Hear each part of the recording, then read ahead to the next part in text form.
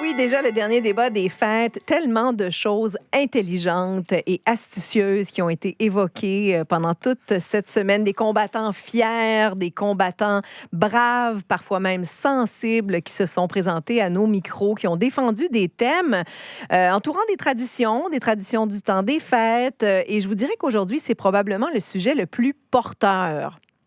Porteur dans le sens qu'on s'habille avec, quand même. Alors, une tradition plutôt récente, largement répandue. Attention, si vous êtes allergique aux fibres synthétiques, s'abstenir. Je parle des chandails de Noël, pour ou contre cette tradition de porter un chandail. Et je vous présente, sans plus attendre, nos combattantes aujourd'hui, endimanchés peut-être de leurs meilleurs arguments pour défendre leur position. Alors... Je pensais qu'elle allait dire de nos meilleurs amis. Non, parce qu'il n'en porte pas le chandail lait. Dans le coin droit, il sera contre les chandails lait. Justin Unrien-Labille, guitare. Pour vous, c'est sans équivoque. Quand même. Ça me représente bien. Il n'y a aucune place pour ce vêtement, d'après ce qu'on comprend. Effectivement, c'est à bannir. C'est à bannir, d'accord? On a hâte d'entendre vos arguments. Et dans le coin droit, elle sera pour Kat Polyester Rioux, qui est là avec nous, un chandail un peu couteau suisse que vous nous proposez, que vous tenterez de défendre, Catherine. Oui, Polyester qui est très contre les 6 ans que j'ai fait en environnement, mais c'est correct pour aujourd'hui.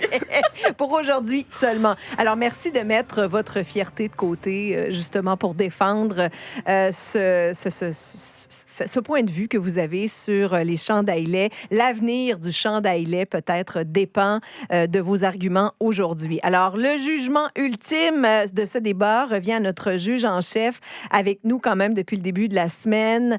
On peut difficilement lui en passer une. Il relève toutes les subtilités, franchement, depuis le début de la semaine. Il reconnaît l'esprit. Il ne se laisse surtout pas atteindre par les tromperies. Michel Albert, bonjour Michel. Bonjour Amélie. Encore une fois, dernier débat. Vous allez vous en remettre? Bien sûr. Je veux dire, j'ai appris beaucoup à propos de Noël et à propos de moi-même. Ah oui? Oui. Vous êtes projeté à travers ces débats, quoi? Pendant la semaine, j'ai même porté un chandail lait. Donc, jusqu'à un certain point. Oui, c'est ça. Je dois dire que vous avez porté un chandail de Godzilla toute la semaine. Jamais Différent. le même. Jamais le même. Oui, précisons. Ça, c'était pour les gens qui regardent sur le Ben oui, webcast. nous sommes sur les YouTube maintenant. Ouais, c'est pas que je porte un chandail lait autant que je suis né sans un sens de la mode. OK. Donc, ça n'a pas besoin d'être Noël pour moi. OK. C'est à l'année, c'est ce que je comprends. C'est ça. OK. Avant de débattre, je vous rappelle le déroulement, parce que, oui, on va y aller d'arguments solides. Justin Unrien-Labille, guitare. Kat Polyester Rioux. 2 minutes pour livrer votre argumentaire. Je reviens ensuite avec une question de relance et vous aurez un argument final pour clore vraiment votre pensée sur votre sujet imposé aujourd'hui. Et le hasard a voulu que ce soit Kat Polyester Rioux qui commence. Vous êtes pour les chandails laits de Noël. Kat Polyester Rioux pour 2 minutes. C'est parti. Bien, aujourd'hui, je voulais vous faire découvrir les vertus secrètes des chandails laits de Noël. Comme fervente défendeuse de ce vêtement, je me suis mis à réfléchir à tous les petits côtés qu'on lui soupçonnait pas. Premièrement, le chandail lait, c'est pas juste un chandail qui fait office de décoration. Il y a un côté pratico-pratique. Ah. Il peut servir de bavette ou bavoir, là, pour les fancy. Par exemple, l'aspic aux crevettes de ma tante qui a mal pogné puis qui glisse sur ton petit breton. Pas besoin de salir vos belles paillettes pour ça. En way sur le chandail lait. Ensuite, pour ceux qui ont la glande sudorale d'une ménopausée ou périménopausée, les 10 chandails laits sont aussi disponibles en format T-shirt. Parce que si dans votre famille, il y a un pépère qui décide de faire chauffer le poêle à bois à des températures dignes d'un forgeron du Moyen-Âge, c'est votre chandail lait qui va sentir le swing, pas vos beaux vêtements. Puis dans ma vie, le chandail lait, il fait office de bouclier. Imaginez-vous, c'est la veille de Noël. La belle famille commence à arriver. Il y a un album des Petits Cimards qui joue au loin. T'essaies de pas trop écouter les histoires plates d'un mononcle de type raciste. Un Noël normal. Puis là, t'entends quelque chose dans le coin du salon. Et oui, c'est la stabilité de ton sapin qui sac le camp avec ton démon de chat. Ton chat escalade le sapin plus vite que King Kong escalade l'Empire State Building. Tu pars à la rescousse de tes beaux ornements. La bataille de ta vie commence. Les bras dans le sapin, tu fais plus la différence entre les branches du sapin et les griffes du chat. Tu arrives à pogner le petit Moses puis le sortir de là. Et comme dernière rébellion, ton chat s'agrippe à ton chandail puis essaie de refaire les mailles comme si c'était un membre honorifique d'un cercle de fermière qui te montrait une nouvelle façon de tricoter. Dieu merci pour le chandail lait. Ici, on parle du même démon qui, un soir de Noël, est resté pris dans le frigidaire puis il est sorti de là tel le Kool-Aid Man qui défonce un mur.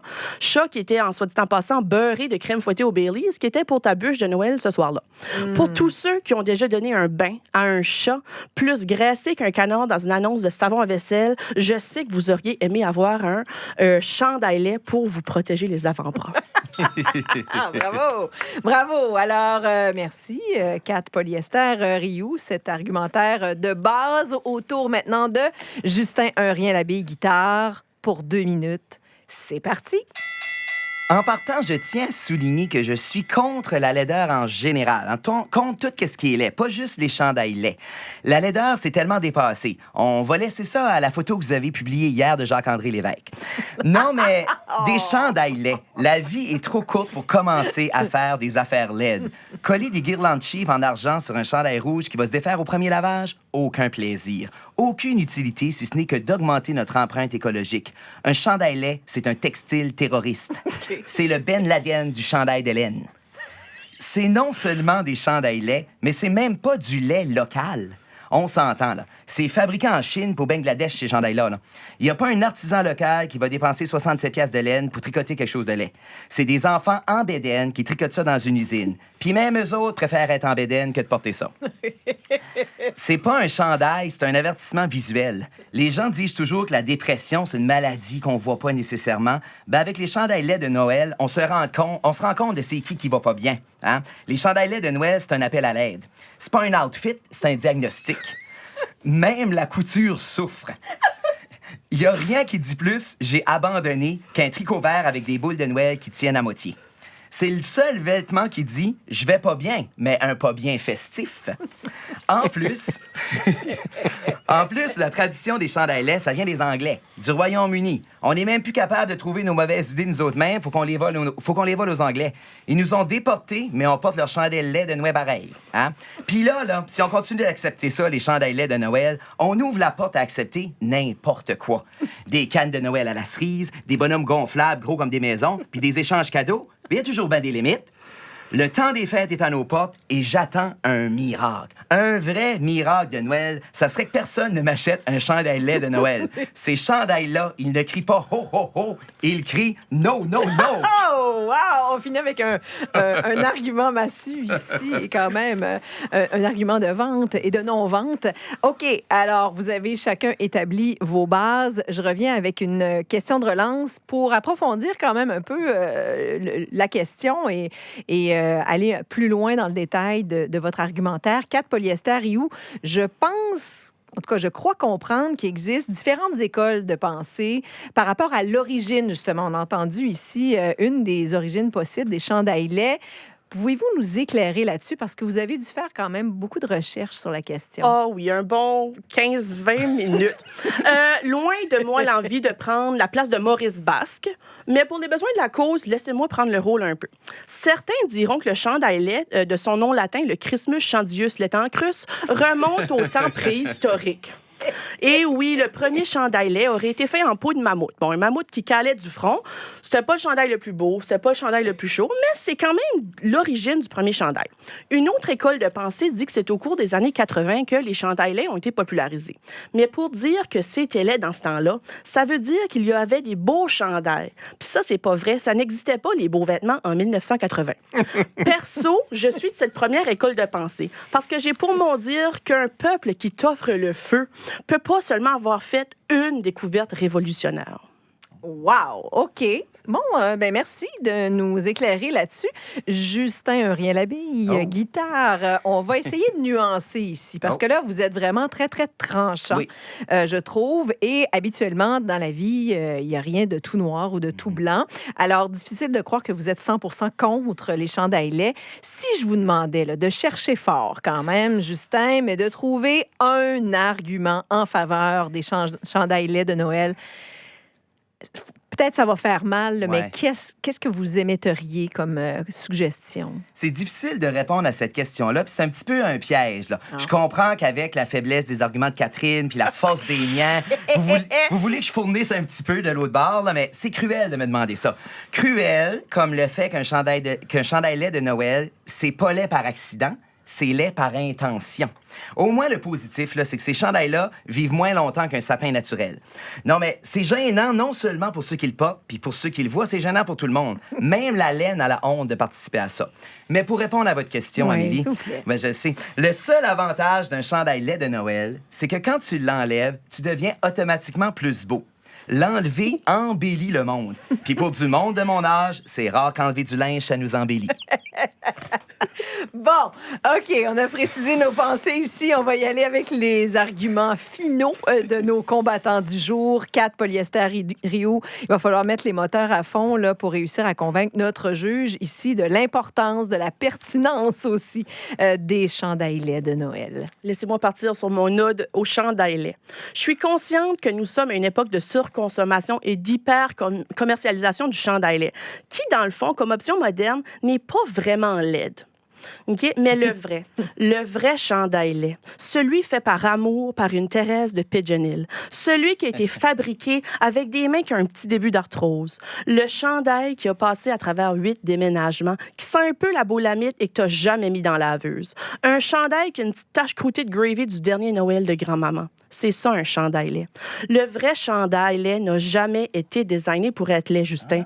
Il y a vraiment quelqu'un, en quelque part, qui s'est dit « Wow, regarde-moi le beau chandail, Aurore va l'aimer. » Okay? Le chandail lait, ça sent la nostalgie, en plus du toupette brûlé de ta collègue Manon, qui, au party de bureau de 2003, pensait pouvoir suivre les jeunes en prenant un shooter en feu, mais que non. Ça va virer. Oui. Finalement, le vrai chandail lait, c'est celui qui te pique dans le cou. C'est lui que tes parents te forçaient à porter quand tu étais petit, mais qui faisait donc des belles photos de Noël chez Zellers. Le vrai chandail lait, tu sais jamais vraiment d'où il vient. C'est peut-être la magie de Noël qui le fait apparaître dans nos vies. Mais tu sais que tu pourrais jamais t'en débarrasser. Et comme à chaque année, tu le remets dans ta boîte de ton premier déménagement aux côtés des boulamites, puis tu lui dis à l'année prochaine. Oh, l'histoire d'une famille sur un chandail, elle utilise les émotions fortes là, pour venir nous chercher. C'est un argumentaire habilement tricoté. Oh. Quatre Polyester Rio. Moi aussi, j'en fais quelques-unes. Ici, Là, cet c'est elle qui va après-midi. gagner le débat. là. Justin, Oui. un rien l'habille, guitare. Maintenant, à vous, argument final. Il faut le tout pour le tout. Je voulais pas en arriver là, mais j'aurais pas le choix. Oh. Va falloir que je passe aux attaques personnelles. Catherine Rioux, c'est un peu notre Steven Guilbeault. Hein? Guilbeault, on le sait, a fondé Équiterre. Il se souciait de la planète avant de s'en faire un petit peu moins lorsqu'il est devenu député. Catherine, elle a longtemps travaillé chez Projet Gaïa, hein, qui appelait à l'action contre les changements climatiques. Disons que depuis qu'elle fait de l'argent comme enseignante au CCNB, elle est un petit peu plus slack sur le capitalisme et la société de surconsommation. Hein? Maintenant qu'on est pleine de cash, on aime ça les bébés chers qui servent à rien comme les chandails lait de Noël, hein, Catherine? Mais revenons aux traditions du temps des fêtes. Mettons les rois mages au hasard. Au hasard, oui. Eux autres, ils étaient contre les chandails lait de Noël. Là. Dans la crèche, là, ils ont apporté de l'or, de l'encens et de la myrrhe. Pas de la laine verline, des petites lumières puis de la brillantine. Et puis, il n'y a rien de plaisant dans un chandail lait des fêtes. C'est pas festif, c'est fautif. Quand le groupe Bleu Jeans Bleu nous demande « T'es-tu bien dans ton coton ouaté? » C'est pas d'un chandail lait de Noël qui parle certain, là. Hein? Puis parlant de musique, qui dit musique de Noël dit bien sûr Art Richard. Hein? Et à ce que je sache, il chante « Ma tuque de Noël, elle est rouge. » Et non pas « Mon chandail de Noël, il est laid. » En terminant, on dit que Noël... Je suis désolé. En terminant, on dit que Noël, c'est magique. Mais il n'y a rien de magique dans un chandail lait. La vraie magie, ce serait d'arriver à les faire disparaître. Wow! Hey, c'est du solide! Là. Michel Albert, vous devez en convaincre. Et vous avez certainement besoin d'un petit moment pour réfléchir à tout ça. Oui. Hein? Déterminer S'il vous plaît. qui de nos deux combattants, se reposer aussi les oreilles 2 secondes. On va entendre un magnifique medley du temps des fêtes musical pour en arriver à déclarer notre gagnant ou gagnante aujourd'hui. Qui de Kat Polyester Ryu ou Justin Un Rien Labille Guitare pourra se vanter d'être notre gagnant pour ou contre les chandails? Et Michel, la fumée vous sort presque des oreilles. On sent que... On vous a fait travailler cette semaine, mais là, vous avez votre dernier argumentaire pour en arriver à déclarer qui de nos deux combattants, Kat Polyester Ryu ou Justin Un Rien Labille Guitare, se mérite la victoire aujourd'hui. Oui, les couteaux volaient bas. Il y a eu beaucoup d'attaques personnelles. On s'est pogné dans les genoux. Ouais. Moi, premièrement, je me vois obligé de rejeter l'argument acadien que Justin a fait. Je suppose qu'il a pris l'idée que la tradition est nécessairement britannique. La popularisation du chandail lait remonte plus évidemment à un party de chandail lait à Vancouver en 2002. C'est au moins une idée canadienne. Un peu de patriotisme, Justin. Alors, roulement de tambour. Oh, OK. Oh, déjà? Mon Dieu, il est... Non. C'est court comme libération. Non, quand même, c'est quand même Justin qui remporte le point. Ah oui! Oui. Oh! Bravo, Justin Guitare. Justin Un Rien Labille. Ben oui. Vous remarquez comment Catherine a comme redéfini qu'est-ce qu'était un chandail lait pour pouvoir gagner son point? Ben là, moi, c'est juste le chandail brisé, là. Non, vous n'avez pas été vendu à ça du tout. Si, Moi, j'ai venu me au moins. chercher, moi. Ben peut-être, mais si au moins Catherine avait défendu la valeur du kitsch. Tu sais, le kitsch, ça a une valeur. Mais est-ce que c'est kitsch? Est-ce que kitsch est kitsch? Si tout le monde le fait, si tu peux l'acheter au magasin. Non, là, ça devient tout simplement, comme Justin l'expose, une laideur beurrée épaisse. Bon, ben, donner une drive au juge, qu'est-ce que ça fait pas de différence? Je peux pas être acheté. Je ne peux pas être acheté, Catherine. Je le ramènerai à la maison. Mais C'est vous qui le rameniez? pensez aux pauvres moutons qui ont gaspillé leur laine sur un vêtement qu'on ne portera, soyons honnêtes. Oui, mais le polyester, c'est pas de la à laine. plus qu'un party par année, certain. Come on. Les arguments de Catherine en avouent autant, moi, je trouve. C'est là, elle donne des exemples que c'est comme, ouais, on va pas porter ça longtemps, là. Fait que marquez vos calendriers, tout le monde. Je suis d'accord avec quelque chose, avec Justin. Moi, j'étais Ça arrive pas certain en souvent. venant ici. Catherine, c'est une de ses préférées. Je me suis dit, peu importe ce que j'écris, c'est Catherine qui gagne, c'est C'est certain. vrai. Fait qu'on va marquer Ben, on la date, voit. Michel. OK. Sans pression, Justin. Oui. Ça s'appelle de l'intégrité. Je pense que vous c'est pourriez beau, ça. l'utiliser comme modèle, les amis. De l'intégrité, Oui. vous en avez eu toute la semaine. Vraiment des solides arguments pour finalement déterminer nos gagnants pendant toute la semaine. On a eu quand même beaucoup de plaisir. J'espère qu'on vous a fait travailler, mais dans le plaisir aussi. Bien sûr, voir tous ces vieux amis, entre guillemets. Être autour de la table, venir défendre Oui. des thématiques un peu saugrenues, il faut se le dire, là. Mais avec beaucoup, beaucoup de verve. Et c'est très touchant, je l'ai dit toute la semaine, là, de voir investir autant d'énergie dans quelque chose d'aussi nono à la base, quand même. parce Justin que rimait, là. ça rimait. Ben, moi, j'ai pris une Ça semaine rimait. sans solde du travail là, pour écrire ça. Justin, il y a 12 emplois de toute façon. c'est là. ça. C'est pas C'est ça. ça, là. C'est ça. Et Catherine, donc, à vous deux. Donc, Catherine Polyester Ryu, Justin Un Rien Labille Guitare, merci de votre Merci de participation. Merci. Et on se dit peut-être à l'année prochaine, qui sait, pour un autre débat des fêtes de l'heure de pointe. Merci encore une fois, Michel.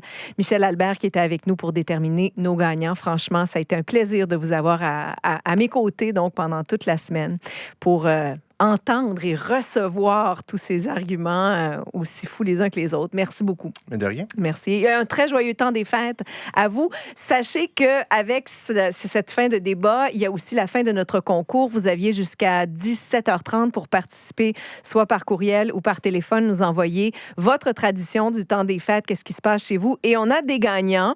Vous avez été vraiment nombreuses à pouvoir, à souhaiter mettre la main sur ces cartes cadeaux d'une valeur de 100 $ dans une épicerie de votre choix. On sait qu'en cette période de l'année, c'est certainement un petit coup de pouce qui va faire du bien, donc ce 100 $ que vous pouvez donner aussi en cadeau. Il y en a plein qui nous ont dit, je vais le donner à une banque alimentaire ou bref, vous ferez ce que vous voulez, c'est votre cadeau. Alors, nos deux gagnants aujourd'hui, parce que oui, ce sont deux gagnants, Léopold Albert de Caraquette et Jean-René Noël de Campbellton. Je vous donne leur tradition du temps des fêtes. Ben oui, Il y a ben oui. Léopold Albert de Caraquette qui dit, chez nous, on écoutait ciné cadeau et on buvait du chocolat chaud. C'est écrit ça.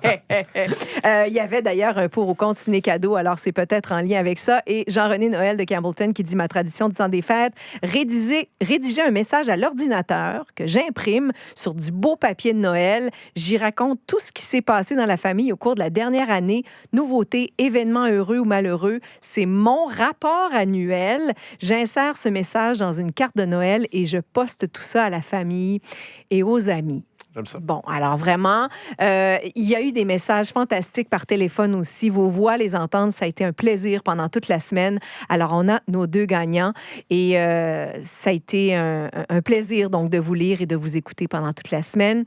Bien, il me reste qu'à vous souhaiter un excellent temps des fêtes. Oui, moi, je serai absente au cours des prochaines semaines. On va se retrouver, non pas comme va le dire bientôt la chanson, le 7, mais bien le 5 janvier pour ma part. Au nom de toute l'équipe, cette fabuleuse équipe qui travaille si fort tous les jours pour tricoter, pour reprendre des mots du jour de Chandail-lait, cette émission avec tant d'amour, avec tant de passion, avec beaucoup de rigueur aussi. Alors, au nom de toute l'équipe, un excellent temps des fêtes. Soyez bien, soyez avec les gens que vous aimez. Rapprochez-vous de l'essentiel. C'est tout ce que je vous souhaite. Alors, Amélie Gosselin ici. On se retrouve en 2026. Merci de votre attention. À bientôt.